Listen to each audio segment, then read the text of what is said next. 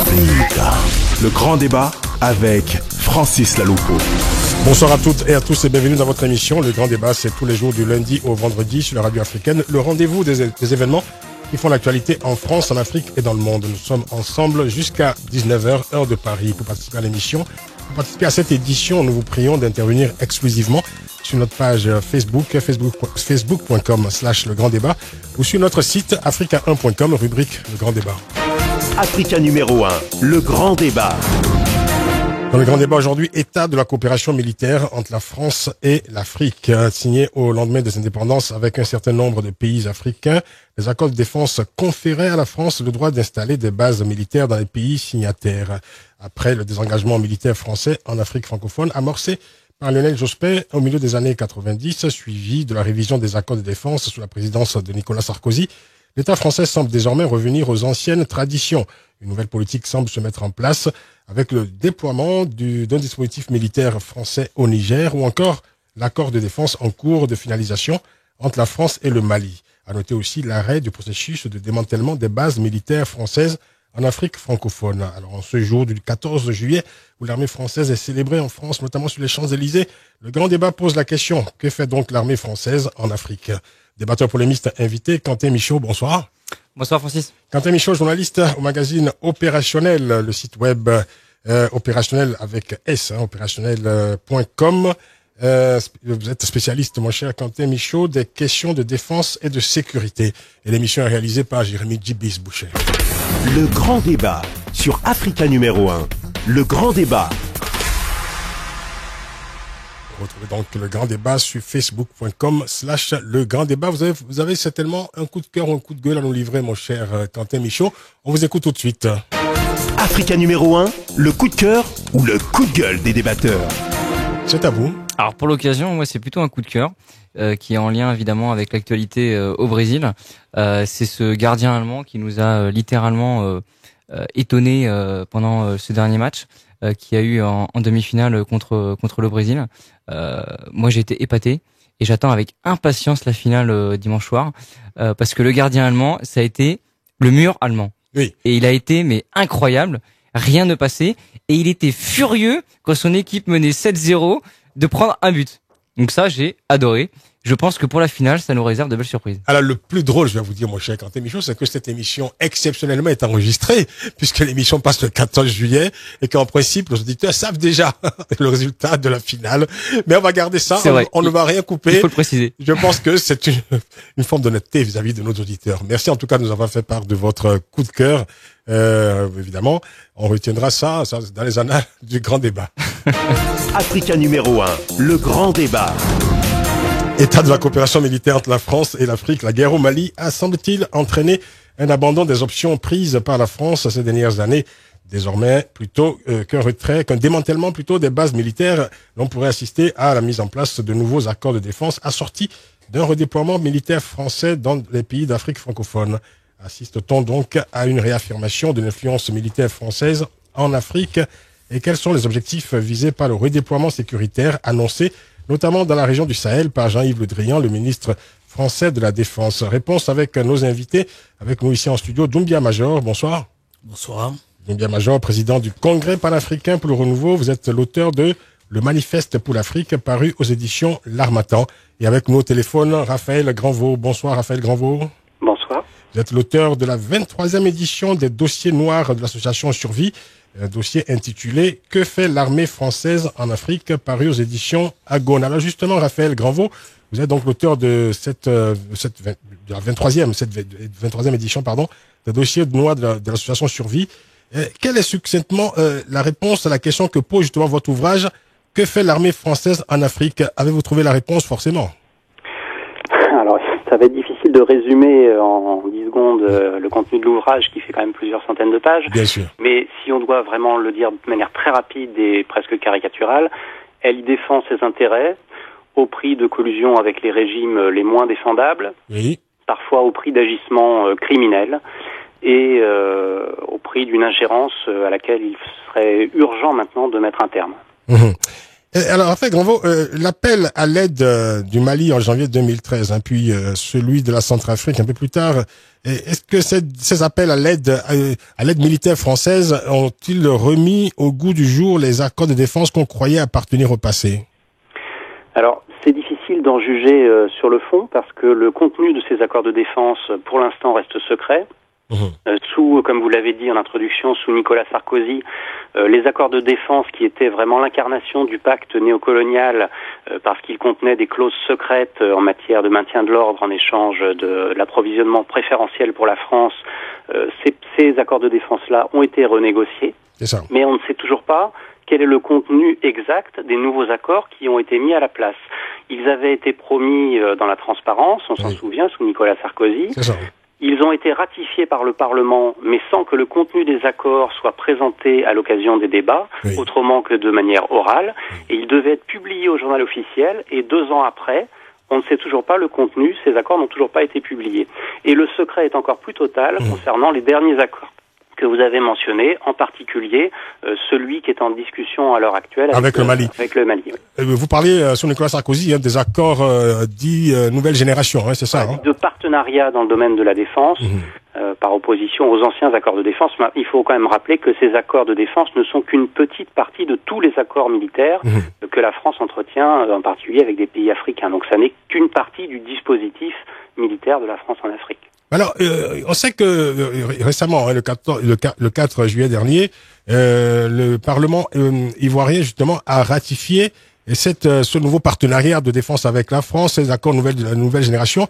Alors, c'est un peu curieux parce que il semble que ces accords de nouvelle génération soient obsolètes. En même temps, on voit des parlements africains qui les ratifient.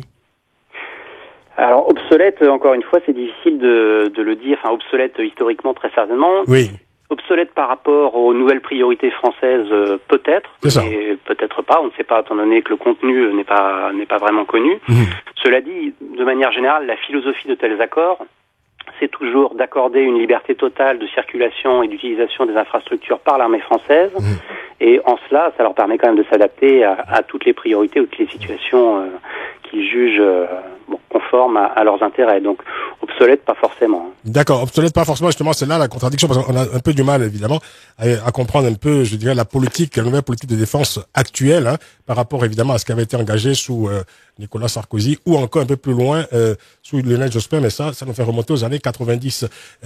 Doumbia, Major, alors revenons un instant sur les accords qui avaient été signés au lendemain des indépendances. Les pays devenus indépendants allaient confier à ce moment-là, en quelque sorte, la sous-traitance de leur sécurité à la France.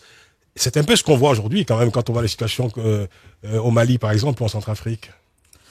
Il faut dire que en ce temps-là, en 61, quand les accords ont été signés, c'était un peu ça. Et nous sommes levés contre ces accords que nous avons traités d'injures à l'intelligence même des Africains, d'injures à leur souveraineté. Et nous, en son temps, nous avions dit que c'était inacceptable et que ces accords devaient être dénoncés et que les Africains ne devaient pas s'y reconnaître. D'autant que ces accords ont été signés, enfin, le contenu n'a jamais été réellement présenté au public, quoi. Ces contenus sont restés secrets. Ces accords, nous avions quand même des bribes. Je l'ai dans mon livre que j'ai même mis en annexe, les accords de défense. Donc, ces accords prévoyaient la libre circulation, comme l'a dit tout à l'heure Monsieur Granvaux, sur nos territoires, avec les pays africains qui devaient donner de façon préférentielle leurs ressources stratégiques, et donc ils avaient défini ces ressources-là en 2 catégories. La première catégorie qui concernait le gaz et le pétrole, et la deuxième catégorie qui concernait l'uranium, le borium, le thorium et d'autres en contrepartie de l'assistance militaire. En contrepartie de l'assistance stratégique. Et donc cela n'était pas acceptable, et d'autant plus que pour vendre leurs produits qu'ils considéraient comme stratégiques, ces pays africains devaient demander l'accord préalable de la France. Voyez-vous? Et donc il y avait une exclusivité. Et donc, au nom de cette exclusivité, beaucoup de choses ont été faites en Afrique qui ne sont pas les choses les plus belles, notamment au Niger, notamment dans d'autres pays où les dirigeants ont voulu s'affranchir, Mahamadou Ousmane et autres. Et après, nous avons vu comment les choses se sont passées avec des rébellions ici et là. Et la situation actuelle du Mali où on essaie de négocier un nouvel accord de défense ou quelque chose de ce genre, ça entre dans cette ligne, dans ce que nous considérions en son temps et que nous continuons de considérer comme une sorte de mainmise de la France sur les pays africains dans le schéma de défense de ses intérêts. Et c'est pas moi qui vais vous apprendre que le MNLA, qui aujourd'hui est encadré ou sanctuarisé par les forces françaises, de sorte que les forces maliennes ne peuvent pas arriver dans cette zone-là, est une organisation qui avait pignon sur rue à Paris et qui circulait dans toutes les télévisions, alors qu'en France, il y a une loi antiterroriste qui dit qu'on ne peut pas, à partir de la France, déstabiliser un autre pays. Voyez-vous, c'est une situation de deux poids ou deux mesures où la France joue de ses intérêts, soutient des pouvoirs, crée des rébellions. Mais tout ça, voyez-vous, c'est la défense des intérêts. Et comme le dit Granvaux, la France est présente en Afrique pour défendre ses intérêts avec des accords anciens ou nouveaux. C'est toujours la défense des intérêts français. Vous avez parlé du Mali, vous avez parlé du Niger, évidemment, dans les années 60. Il faut rappeler aussi que, à titre d'exemple, que l'accord signé, justement, le Tchad aussi, l'accord signé entre la France et le Gabon, en 1960, précisait que la République gabonaise, je cite un peu, avec l'accord de la République française, fait rappel aux forces armées françaises pour sa défense intérieure et extérieure. On a vu souvent d'ailleurs des militaires français intervenir plutôt dans la politique intérieure du Gabon pour mater, évidemment, voilà, pour mater aussi, je dirais, des manifestants gabonais tout simplement. Et ce type de disposition a amené la France à consolider, on le sait, des régimes souvent décriés par leur population. Premier commentaire, mon cher Quentin Michaud. Eh bien, aujourd'hui, oui, la France est obligée de mettre à jour, en quelque sorte, ses accords de défense avec l'Afrique, parce que l'armée française, en tout cas, aujourd'hui, est confrontée à une grande problématique qui est de devoir baisser ses effectifs qui sont prépositionnés en Afrique. Parce qu'aujourd'hui, ça les coûte trop cher. Le prépositionnement des bases françaises en Afrique coûte un peu moins d'1 milliard d'euros par an à l'armée française. Donc, aujourd'hui, ils sont confrontés à une problématique. Après l'opération Serval et alors que l'opération Sangaris va se prolonger inévitablement, de devoir réorganiser le dispositif. Donc ça veut dire négocier pays par pays ce déploiement qui est à chaque fois bien spécifique. C'est-à-dire qu'au Niger, on a une base essentiellement de drones. C'est là où sont basés les drones de l'armée de l'air française qui patrouillent. Et ça c'est récent. Ça c'est récent. Et on a en plus des drones américains maintenant. C'est-à-dire que l'armée française a acheté des drones aux Américains qui sont capables de voler beaucoup plus haut, beaucoup plus longtemps, avec des capteurs images. Alors il y a une contradiction dans ce que vous dites, parce que vous dites alors ça revient très cher à la France. En même temps, la France est en train de renforcer en ce moment son dispositif plutôt dans ces pays-là. Il n'y a pas de désengagement alors que c'était ce qui avait été annoncé il y a quelques années. Bien sûr, c'est la grande prise de conscience qu'il y a eu, je pense, après les opérations en Afghanistan et en Libye. La France est de nouveau confrontée aujourd'hui à son premier terrain en quelque sorte de prédilection, qui est le terrain africain, et elle est obligée de revenir en quelque sorte aux sources. On le voit avec l'opération Serval. S'il n'y avait pas eu ces bases de prépositionnement qu'il y a en Côte d'Ivoire et au Sénégal, mais l'armée française n'aurait pas pu faire ce travail-là. J'aime bien quand vous dites la France est obligée de revenir aux sources. C'est bien, on se demande où sont les sources d'ailleurs. La question des sources est toujours... Tout à fait. Et on cherche les sources en général, on les trouve jamais. Elles reculent au fur et à mesure qu'on les cherche. C'est vrai, c'est vrai. On va marquer une pause pour la publicité, messieurs, et juste pour la publicité. Nous revenons dans 2 minutes, ne partez pas, tout de suite. De 18h jusqu'à 19h, le grand débat avec Francis Laloupeau sur Africa numéro 1. État de la coopération militaire entre la France et l'Afrique, nous en parlons en ce 14 juillet avec nos invités, Doumbia Major, président du Congrès panafricain pour le renouveau, auteur de Le Manifeste pour l'Afrique, paru aux éditions L'Harmattan, et Raphaël Granvaux, auteur de la 23e édition, des dossiers noirs de l'association Survie, avec ce titre, que fait l'armée française en Afrique, paru aux éditions Agone. Et notre débatteur polémiste invité, Quentin Michaud, journaliste au magazine Opérationnel, spécialiste des questions de défense et de sécurité. Alors, je m'adresse à vous, Doumbia Major, avant qu'on retrouve Raphaël Granvaux, pour revenir un peu, je dirais, aux conséquences, je dirais, de ces accords de défense signés au moment des indépendances. Alors, une question qui revient souvent, d'ailleurs, de plus en plus depuis les événements au Mali, en Centrafrique. À quoi auront servi finalement les armées africaines depuis l'indépendance? Les armées africaines auront servi de force d'appoint aux forces françaises. Elles auront servi de force d'appoint aux forces françaises pour maintenir des régimes quand il le fallait. Et voilà. Au jour d'aujourd'hui, qu'est-ce qui se passe? C'est juste une réadaptation du système qui était déjà existant. Parce que l'armée, de façon, si vous voulez, a changé de forme. Il faut changer la façon de faire, les capacités de déploiement. Aujourd'hui, on a des outils encore plus pointus, notamment avec des outils d'observation comme Galileo, qui peut permettre aujourd'hui aux Français, les postes d'observation Galileo, de pouvoir lire ici les champs d'opération à 30 cm près, à la limite des plaques de voiture. Donc, la question est de savoir, puis vous qui observez justement cette situation-là, pourquoi depuis 50 ans les pays africains n'ont pas trouvé urgent de construire leur propre sécurité avec leurs propres armées? Parce qu'en fait, c'est la carence, je veux dire, évidente de ce point de vue qui a amené la France à intervenir avec l'opération Serval au Mali il y a quelques mois. Puisque la CEDEAO, donc organisation sous-régionale, n'était pas en mesure de garantir la sécurité du Mali. Il faut dire que ce sont des pays qui sont, depuis l'indépendance, qui sont contrôlés ou gérés par la France, qui n'ont pas une certaine autonomie pour pouvoir déployer une véritable armée. Des chefs d'État qui sont pas indépendants, que voulez-vous qu'ils fassent avec une armée où il y a déjà des coopérants qui sont là dessus? Ça, ce sont des choix politiques. Voilà, ce sont des choix politiques, mais pas totalement des choix libres. Avec des pays africains qui sont contrôlés déjà, au niveau de la monnaie, vous savez l'histoire du franc CFA, des chefs d'État africains qui sont contrôlés avec des armées signées au moment de l'indépendance, avec des armées françaises qui sont là pour protéger ces chefs d'État.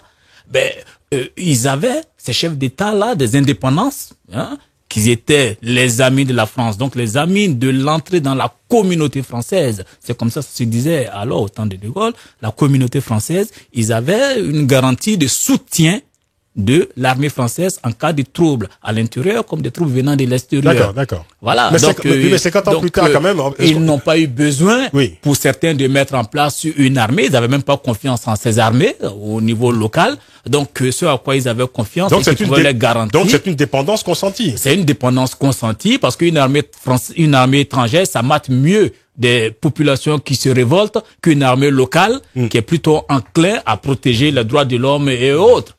Voyez-vous? Oui, mais c'est surtout aussi pour rebondir par rapport à ce que vous dites, qu'il n'existe pas de solution militaire, je dirais, qu'il existe uniquement des solutions politiques. Au Mali, il n'existe pas de solution militaire. En Centrafrique, il n'y a pas de solution militaire pour mieux séparer les anti-Balaka et les ex-Séléka. Au Mali, on l'a vu, il faut réconcilier les Touaregs avec Bamako. Donc, le MNLA, pas tout le Touareg. Voilà, le MNLA, vous faites bien me corriger. Mais il n'y a pas aujourd'hui dans ces États africains qui sont complètement effrités, c'est aujourd'hui une solution politique. La présidente centrafricaine de transition aujourd'hui, elle a besoin, je pense, de plus de poids politique et d'une plus grande liberté d'action pour reconstruire son armée, reconstruire sa police, reconstruire sa gendarmerie et surtout s'imposer dans le paysage centrafricain.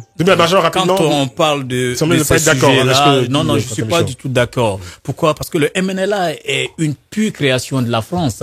Une pure création. On a vu quand les gens se sont soulevés dans le Nord Mali, qui a demandé, premièrement, c'était Juppé, ministre des Affaires étrangères, de discuter avec le MNLA. Bien sûr, mais je suis d'accord avec vous. Et ces armes du MNLA sortent d'où? Moi, je connais le Mali, j'ai fait le Nord, j'ai fait le Sud, je connais la Côte d'Ivoire, je connais la situation, je sais d'où sortent les armes. Donc, quand un Français me dit non, écoutez, c'est un conflit interne pur et intérieur, moi je rigole, parce que ces armes viennent de la France pour la plupart. Mais bien sûr. Voilà, donc il ne faut pas dire. C'est cette France-là qui, en fonction de ses intérêts, utilise donc la force des armes comme variable de régulation de ses intérêts. Alors, Raphaël Granvaux, vous avez écouté tous les deux, on va demander quand même une réaction après tout ce qu'il a entendu, Raphaël Granvaux. Sur le premier aspect développé là en complément du rôle des armées africaines au moment des indépendances, il faut rappeler que ces armées sont formées par la France à l'aide de cadres qui viennent de l'armée française, et comme l'armée française continue à assurer la défense de ces pays, ces armées sont formées quasiment exclusivement dans une optique de répression intérieure, encadrées idéologiquement par les principes de la guerre contre-insurrectionnelle ou guerre révolutionnaire, c'est-à-dire ce qui a été mis en œuvre en Algérie, en Indochine, et ça a des conséquences évidemment catastrophiques pour le développement de ces pays-là. Et puis un autre aspect qui explique aussi cette situation, c'est que les chefs d'État mis en place par la France ou qui vont prendre le pouvoir dans les années qui suivent les indépendances font plus confiance à la France pour se maintenir au pouvoir tant qu'ils respectent les intérêts français qu'au cadre de leurs propres armées dont ils créent, éventuellement des coups d'État si ces armées-là devenaient trop puissantes, qui explique aussi parfois le caractère de dénuement de certaines armées nationales, à l'exception des gardes présidentielles, des gardes prétoriennes ou de certains corps qui visent non pas à défendre le pays, mais à défendre le régime. Major? C'est tout à fait juste. Des armées ethniques, dans le cas du Togo par exemple, il y a une ethnie, je crois, les Kabyais, qui sont majoritairement dans l'armée, et donc qui protègent un individu. Voyez-vous? Et donc, nous avons affaire à cette configuration-là, où l'armée française utilise sa supériorité militaire comme force de régulation de ses intérêts, la défense de ses intérêts. Et aujourd'hui, qu'est-ce qui se passe? Avec le changement qu'il y a au niveau des accords, il n'y a rien qui a changé. La réalité, c'est quoi? C'est que aujourd'hui, la France a beaucoup de matériel d'observation. Et cette guerre-là, elle peut geler des positions à partir des satellites. Quelqu'un qui vous voit de là-haut et qui peut dire à telle force reculer ou avancer, ils sont là et autres. C'était ça le cas de la Côte d'Ivoire, où l'armée française conseillait et les rebelles et les forces loyalistes, gelant par comment on appelle cette dame, la ministre de la Défense de Chirac. Voilà, gelant donc les positions jusqu'à ce qu'on obtienne le départ de celui qu'on ne voulait pas. Voyez-vous, de manière légitime ou par la voie des élections. Chacun de ces conflits, pourquoi? Parce que la France agit de cette sorte. Le MNLA était bien utile à la France pour gérer la crise des otages. C'est ça en fait qui s'est passé. À ce propos, je vous conseille un excellent livre qui a été écrit par Jean-Christophe Notin, qui a mené une enquête assez incroyable, inédite même, sur l'opération Serval au Mali, dans lequel il raconte justement la complexité des relations entre la France, le MNLA et le pouvoir à Bamako. Le livre s'appelle Les dessous de la guerre, les dessous de la guerre de la France au Mali, et c'est un excellent bouquin justement qui le raconte. Alors j'aimerais qu'on n'insiste pas trop, je dirais, sur la crise malienne, parce que le débat du jour quand même, ce n'est pas la crise malienne. On a fait des débats multiples et nombreux, je dirais, sur cette question. Aujourd'hui, nous parlons justement de la présence militaire française, du retour en tout cas du dispositif militaire français en Afrique. Alors comment comprendre? Parce qu'au cœur de ce débat, la question qui se pose, c'est comment est-on passé du désengagement donc entrepris dans les années 90, au milieu des années 90 par Lionel Jospin, à la signature aujourd'hui de nouveaux accords de défense, après être passé aussi par la mise en place d'accords nouvelle génération sous Nicolas Sarkozy, qui considérait lui-même que les accords de défense signés au moment des indépendances étaient obsolètes. Nous marquons une pause pour la publicité et nous allons revenir au cœur du débat juste après. Jusqu'à 19h, le grand débat avec Francis Laloupeau sur Africa numéro 1. État de la coopération militaire entre la France et l'Afrique. Nous en parlons avec nos invités, Doubia Major, Raphaël Granvaux et Quentin Michaud, nos débatteurs polémistes invités. Raphaël Granvaux, alors on pensait donc que ces accords, une nouvelle génération initiée sous le mandat de Nicolas Sarkozy, allait entraîner donc des engagements militaires de la France en Afrique. Mais alors, au lieu de cela, alors il y a un livre blanc qui vient d'être publié sur la sécurité et la défense, publié en avril dernier. Voilà, qui fait de l'Afrique désormais une zone prioritaire. Alors ce livre blanc rédigé par les parlementaires français préconise de suspendre le désengagement militaire de la France en Afrique, compte tenu, dit ce livre, des nouvelles menaces terroristes. Pourtant, Raphaël Granvaux, je veux dire, la menace terroriste ne date pas d'hier. Pourquoi aujourd'hui ce réflexe comme ça de retour massif et surtout, comment expliquez-vous, je dirais, le retour de cette influence grandissante de l'armée française dans la décision politique aujourd'hui?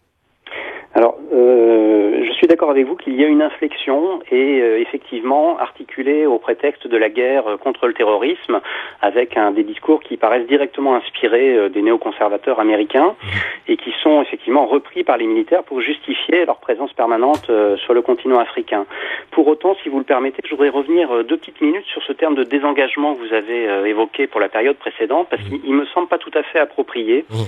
C'est vrai qu'il y a eu dans les années 90 une crise de légitimité de la présence militaire française en Afrique, parce qu'il y avait de nouvelles rivalités, parce que la guerre froide était terminée, parce que les résistances africaines s'exprimaient de nouveau par le biais des conférences nationales notamment, parce qu'également la France était complètement discréditée par le soutien aux génocidaires en Rwandais en 1994.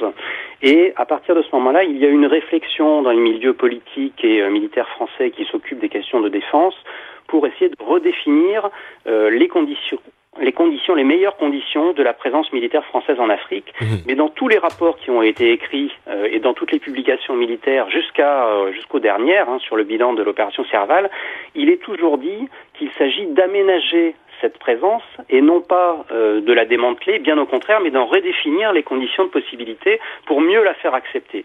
Alors, ça se traduit effectivement par des allègements quantitatifs quand on ferme un certain nombre de bases militaires. C'est ça.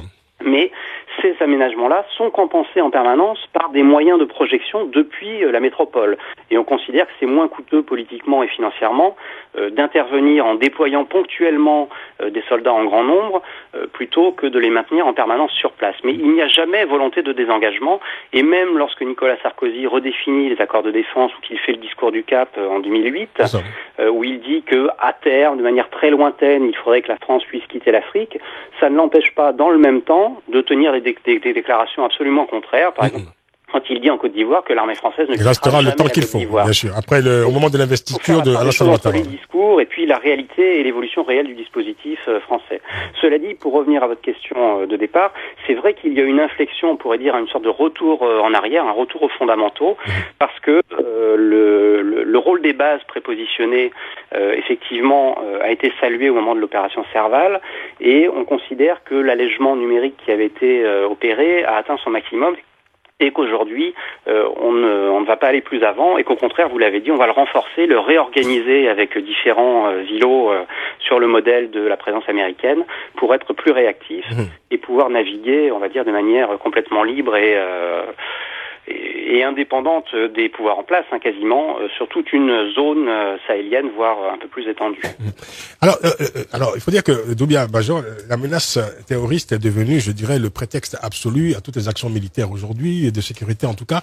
En tout cas, c'est c'est l'argument majeur, sur lequel s'appuie le ministre français de la Défense, Jean-Yves Le Drian, pour expliquer aujourd'hui le déploiement la mise en place d'un dispositif militaire français accru et massif au Niger notamment.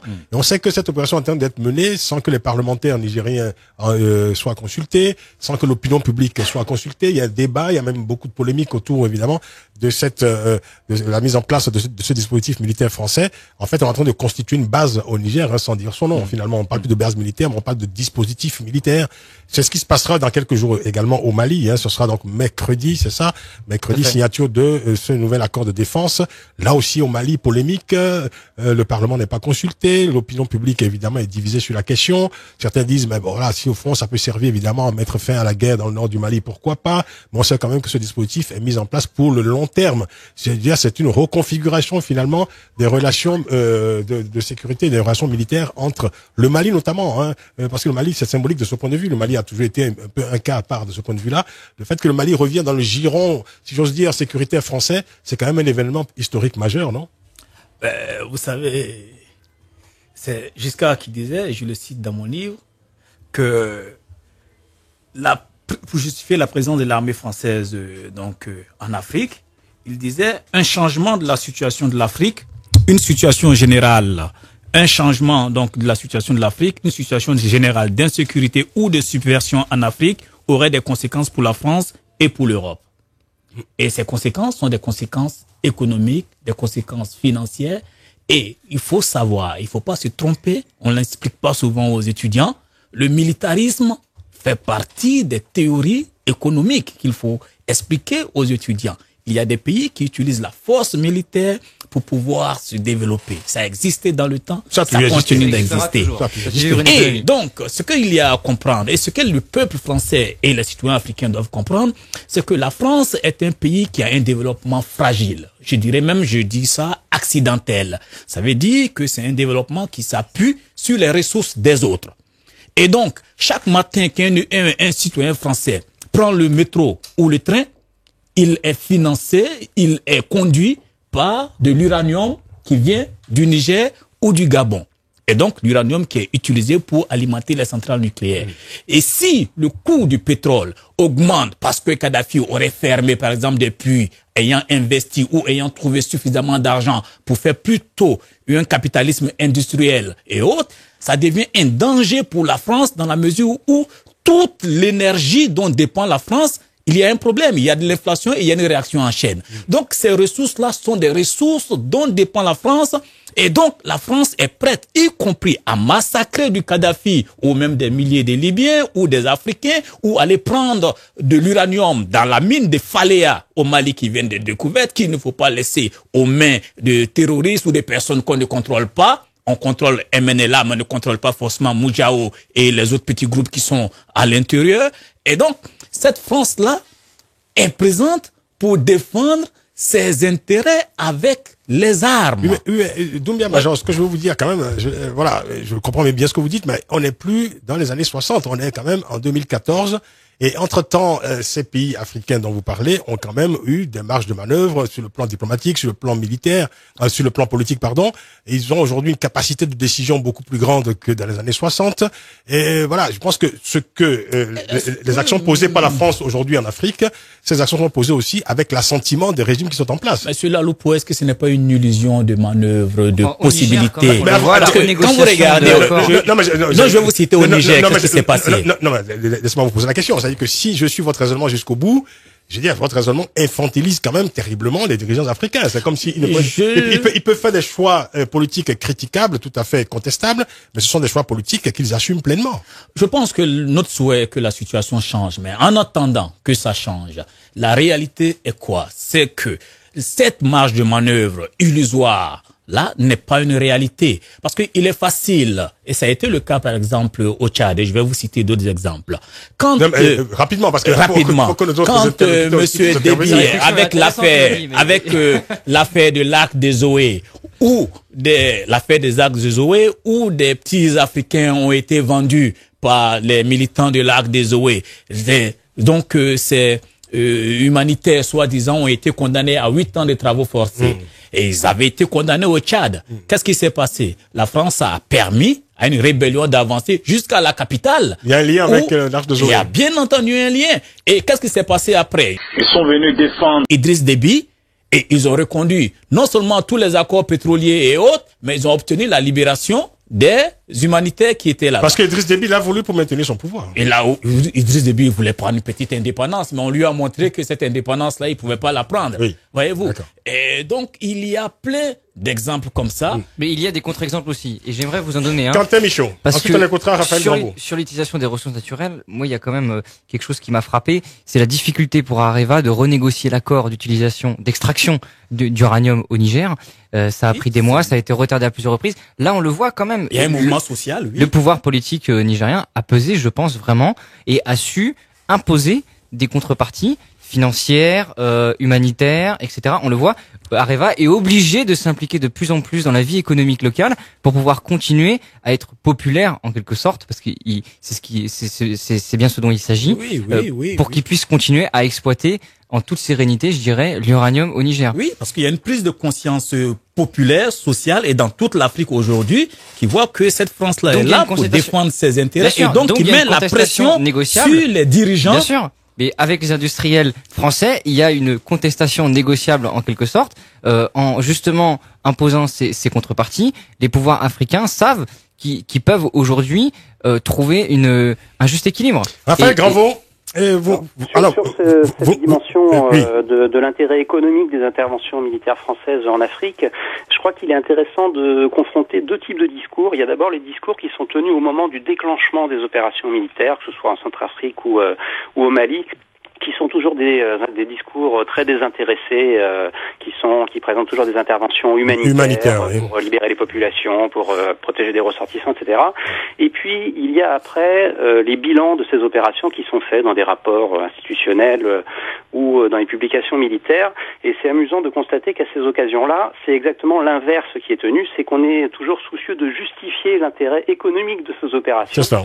Et à ce moment-là, on montre bien le lien qu'il peut y avoir entre la capacité d'intervention de la France et la défense de certains intérêts. Par ailleurs, je pense que ce ne sont pas uniquement, les seuls intérêts, ou en tout cas qui ne sont pas déconnectés d'autres motivations. La classe politique française est de manière quasi unanime encore animée par cette idée de la grandeur de la France, de l'influence dans le monde qu'elle peut avoir. Et tout le monde est persuadé que cette influence, que cette capacité à être une sorte de grande moyenne puissance, elle ne le doit qu'à son précaré africain et à sa capacité à pouvoir intervenir militairement en Afrique. Et ça, c'est extrêmement prégnant, bon, non seulement chez les politiques, mais également, bien sûr, chez les militaires, en particulier dans toutes les traditions des troupes de marine. Mais si je puis me permettre, aujourd'hui, quand même, ce discours est très nuancé. C'est pas plus tard que cette semaine que les parlementaires français ont remis leur rapport justement sur ce redéploiement africain de l'armée française. On le voit, ils sont très inquiets. Ils savent que ça va être de plus en plus compliqué, que l'armée française est enlisée en Afrique et qu'il y a des nouvelles menaces comme Boko Haram qui va déborder du Nigeria. Boko Haram qui a appelé à mener des actions contre l'armée française en Centrafrique et les Chebabs en Somalie qui posent de plus en plus de problèmes. Donc aujourd'hui, le discours, il est effectivement l'armée française est forte en Afrique, mais ça va être de plus en plus compliqué de mener des opérations militaires là-bas. Raphaël Gravaux, oui, allez-y. Un petit mot pour répondre très rapidement par rapport à cette présentation du rapport que vous mentionnez. Là encore, dans la présentation d'un des deux rapporteurs, dans les 30 premières secondes de la présentation, sont réaffirmées l'importance de cette influence de la France dans le monde et le lien avec la présence militaire en Afrique. Donc c'est pas un contre-exemple à mon avis. Par rapport à l'exemple d'Areva que vous citiez également sur la difficulté de la renégociation de l'accord sur les mines, certes Areva a été obligé de se conformer à la loi minière et peut-être de porter la taxation à 12%, mais en contrepartie d'exonérations fiscales nouvelles. Donc à mon avis, il faut attendre un petit peu pour faire le bilan. On ne sait pas encore exactement ce que ça va réellement rapporter au budget nigérien. Raphaël Gravaux, alors une question. Alors depuis quelques années, depuis une quinzaine d'années à peu près, on parle donc du recul de l'influence française sur le plan économique en tout cas, au profit de en Afrique bien sûr, au profit de ce qu'on appelle les puissances émergentes. Est-ce que ce redéploiement, ce repositionnement militaire en Afrique aujourd'hui est une manière de compenser justement cette perte d'influence sur le plan économique? Alors d'abord, la perte d'influence sur le plan économique, là encore, il faut regarder dans le détail, parce que au moment de la sortie du rapport Védrine, par exemple, sur l'influence économique de la France en Afrique, on nous a ressorti un chiffre qui était celui de 4% de part de marché de la France par rapport à 10% il y a quelques années, etc. Mais si on écoute là encore par exemple le patron du CIAN, le Conseil des investisseurs en Afrique, il explique qu'il vaut mieux avoir une plus petite part du gâteau si le gâteau a considérablement augmenté. Et c'est exactement ce qui s'est passé, c'est-à-dire que la France, en part de marché, en pourcentage, a perdu, mais si on regarde en volume, ça a explosé. Et les investisseurs français en Afrique continuent à faire beaucoup d'argent. Alors proportionnellement, évidemment, il y a beaucoup de positions qui étaient des positions monopolistiques et qui ne le sont plus, où la France a effectivement vu apparaître de nouveaux acteurs, chinois, brésiliens, etc., etc. Mais les intérêts français économiques en Afrique restent très importants. Ceci dit, le rapport Védrine que vous avez cité n'est pas une référence en soi. Bon, il faut quand même le préciser. Merci beaucoup. Restez avec nous, Raphaël Gravaux. On va marquer une dernière pause dans cette émission et nous reviendrons juste après pour encore peut-être quelques questions, quelques commentaires et les conclusions. À tout de suite. Africa, le grand débat avec Francis Laloupo. Étape de la coopération militaire entre la France et l'Afrique. Nous en parlons ce 14 juillet avec nos invités. Raphaël Gravaux, auteur de la 23e édition des dossiers noirs de l'association Survie, intitulé « Que fait l'armée française en Afrique ?» paru aux éditions Agone. Et notre autre invité avec nous ici en studio, Doumbia Major, président du Congrès panafricain pour le renouveau, auteur de Le Manifeste pour l'Afrique aux éditions L'Harmattan, et notre débatteur polémiste invité, Quentin Michaud, journaliste au magazine Opérationnel, spécialiste des questions de défense et de sécurité. Alors, messieurs, je voulais qu'on insiste un peu plus encore, avant la fin de cette émission, sur cet accord de défense qui va être signé mercredi prochain, donc entre la France et le Mali. On sait que le fait que le Mali ait fait appel à la France pour restaurer son intégrité territoriale a été douloureusement vécu par certains Maliens qui ont toujours été. On sait que le Mali a toujours été très jaloux, très fier comme ça, très orgueilleux en ce qui concerne son indépendance et sa souveraineté. Alors voici ce qu'en pense Oumar Keïta, sociologue et politologue, enseignant à l'école des hautes études en sciences sociales. Il a été le porte-parole du candidat Ibrahim Boubacar Keïta, devenu, comme on le sait, l'actuel président du Mali. Alors je cite en substance ce texte. Il dit du Mali au Nigeria jusqu'en Somalie, le djihadisme est aujourd'hui une réalité concrète et transnationale. Face à l'ampleur du phénomène, une présence de bases militaires occidentales est souhaitable pour renforcer la coopération en matière de sécurité et de renseignement, pour construire des réponses régionales, continentales et internationales, concertées et coordonnées. L'opération Serval a été vécue comme un soulagement par beaucoup de Maliens. La signature d'un accord de défense entre Bamako et Paris doit donner un cadre juridique à la prolongation de sa présence militaire dans la zone sahélo-saharienne. Cet accord de défense avec la France permettra de réformer l'armée malienne.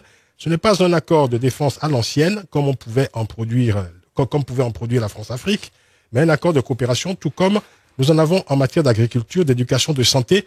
Il n'y a rien de secret dans cet accord. Fin de citation. Votre commentaire, Doumbia Major. Il n'y a rien de secret dans cet accord. Non, mais que pensez-vous de la réflexion autour de cet accord, réflexion donc de Ouma Keïta?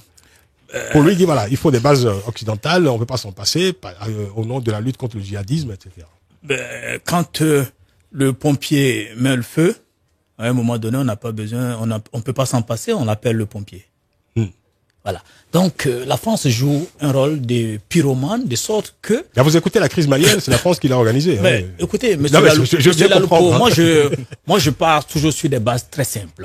Le MNLA a fait pratiquement sa déclaration d'indépendance de l'Azawad en France. Sur France 24. Sur France 24. Et France 24 a été inaugurée par Jacques Chirac pour donner ce qu'il a dit, je cite en griffe, et comme vous dites, il y a des lois antiterroristes en France. De l'actualité. La version française, le regard français sur l'actualité. Voilà le slogan que Jacques Chirac a lancé en sortant quand il inaugurait France 24. Voyez-vous, et il y a des lois antiterroristes ici. On a vu le cas Ibrahim Koulibaly en Côte d'Ivoire qui a été arrêté ici. Il y a eu plein d'autres cas de personnes d'autres pays qui ont été arrêtés ici parce qu'ils étaient soupçonnés simplement d'organisations terroristes. Et donc, quand la France n'est pas d'accord avec vous sur une manœuvre de ce genre, vous êtes arrêté directement. Voyez-vous. Donc, cette action aujourd'hui au Mali a été suscitée d'une certaine façon pour créer des conditions d'appel du Mali à la France. Et donc, la France est arrivée là pas pour défendre les intérêts des Maliens. Il y a plein de Maliens ici à Montreuil et autres, ou plein d'Africains. Les Français ou la France officielle n'aiment pas particulièrement ces Africains-là. Il y en a plein qui sont au chômage. Donc pour vous, la menace djihadiste a été conçue justement pour déclarer l'opération française au Mali. Allez-y rapidement, parce qu'on arrive à la fin de l'émission Doumbia Major. Revenez au texte que je vous ai lu. Voilà. Et donc pour moi, écoutez, on a créé une condition pour se rendre indispensable et on contraint les Maliens d'une certaine façon à accepter cette situation. On a bien compris. Raphaël Granvaux, un commentaire sur ce texte de Ouma Keïta? Oui, deux commentaires rapides. Le premier, c'est que l'intégrité territoriale, qui était un des buts de guerre de l'opération Serval, n'est toujours pas restaurée, puisque, comme ça a été rappelé, le MNLA contrôle toujours une partie du territoire. Que d'autre part, le prétexte, entre guillemets, qui était l'intervention, enfin la descente des djihadistes sur Bamako pour s'emparer du Mali, il est maintenant avéré, et notamment par exemple dans l'enquête menée par M. Notin qui a été cité tout à l'heure, qu'il s'agissait d'un montage de l'armée française pour faire accepter une opération qui avait été planifiée de longue date. Et d'autre part, du point de vue des alternatives à ce recours exclusif à la France, je crois qu'il faut quand même citer le cas des troupes africaines et de l'Union africaine. Dans les discours français, on prétend toujours vouloir aider les Africains à assurer eux-mêmes la sécurité. Or, quand c'est possible politiquement, comme c'est par exemple le cas en Centrafrique où il y a eu une force africaine multinationale, mais difficile d'un point de vue logistique et matériel, au lieu de donner à l'Union africaine les moyens logistiques et les moyens matériels d'assumer cette tâche politiquement, on l'a dessaisie politiquement pour conférer la responsabilité à nouveau à l'ONU, comme ça a été le cas au Mali ou en Centrafrique, et on renvoie une nouvelle fois la responsabilité aux grandes puissances en dessaisissant ceux qu'on prétend aider. Et là, il y aurait une alternative politique qui serait véritablement désintéressée si on fournissait véritablement la possibilité d'un contrôle africain. Je rebondis sur ce que vous dites, Raphaël Granvaux, parce qu'on se souvient en décembre dernier, ce fameux sommet sur la sécurité entre la France et les pays africains, sommet de l'Élysée. Ce sommet avait accouché d'une résolution assez étrange où on mettait en place une force d'intervention rapide qui n'aura jamais, qui ne verra jamais le jour d'ailleurs, on s'en doute. Alors que l'Union africaine a initié les fameuses forces africaines en attente. Il était un peu logique, je veux dire, de renforcer ces forces africaines en attente plutôt que de créer, en tout cas, d'annoncer la création de cette fameuse force d'intervention rapide qui venait se rajouter, évidemment, à une architecture qui n'est même pas encore achevée. Ça n'était pas une création au moment du sommet de l'Élysée, c'est une création qui datait du précédent sommet de l'Union africaine et effectivement qui visait un peu à court-circuiter ces forces africaines en attente qui avaient du mal à se mettre en place. ça restait néanmoins un dispositif africain qui se voulait un petit peu plus souple et plus directement mobilisable.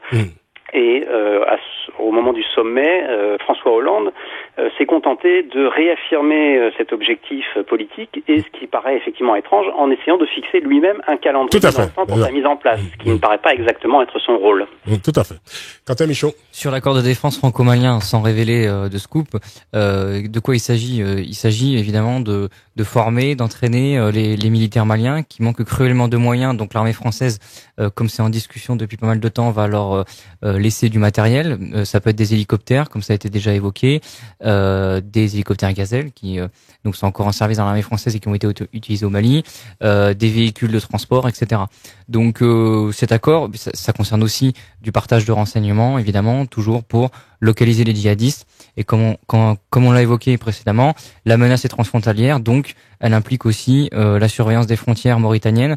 On l'oublie un peu souvent, mais en Mauritanie, il y a beaucoup d'éléments qui se sont réfugiés et qui traversent régulièrement la frontière, et qui concerne aussi une plus grande coopération avec l'Algérie, puisque Paris doit intervenir régulièrement auprès de Bamako et d'Alger pour que les deux pays rapprochent leur coopération.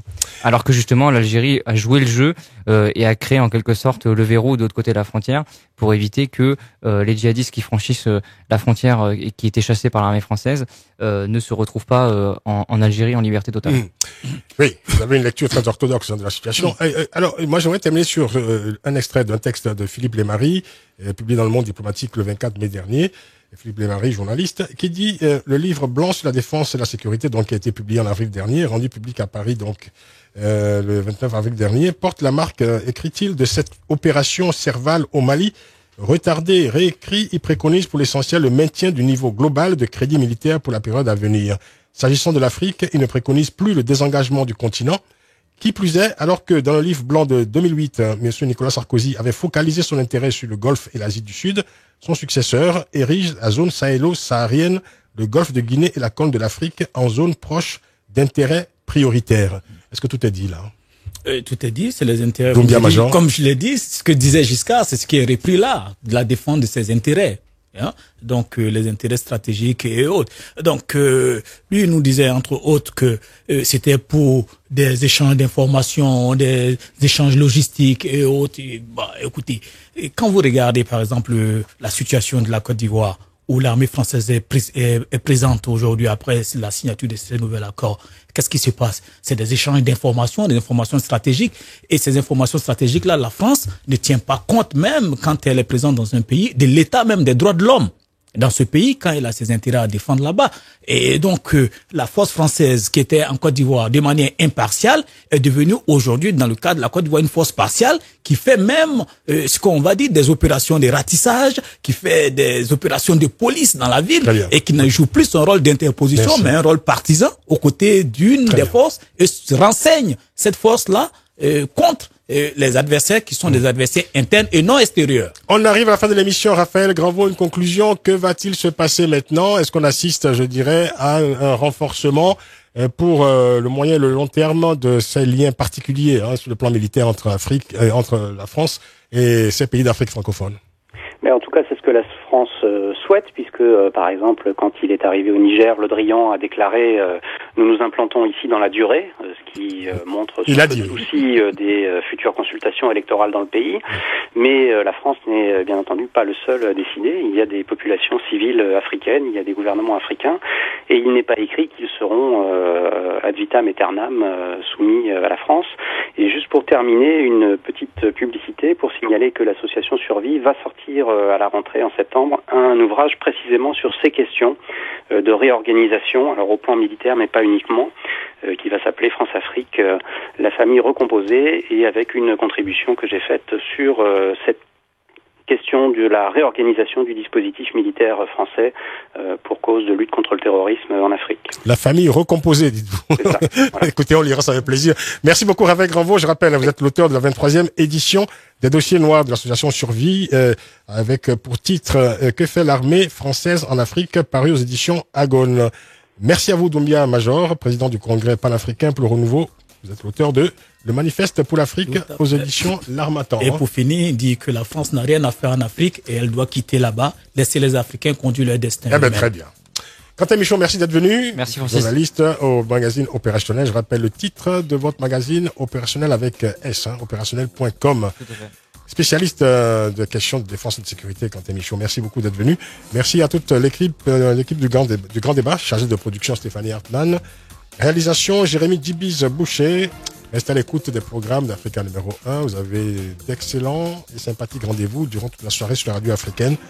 Nous, on se retrouve demain pour une nouvelle édition du Grand Débat en direct. Bonne soirée à toutes et à tous à l'écoute d'Africa numéro 1 et prenez soin de vous. Africa numéro 1, le Grand Débat.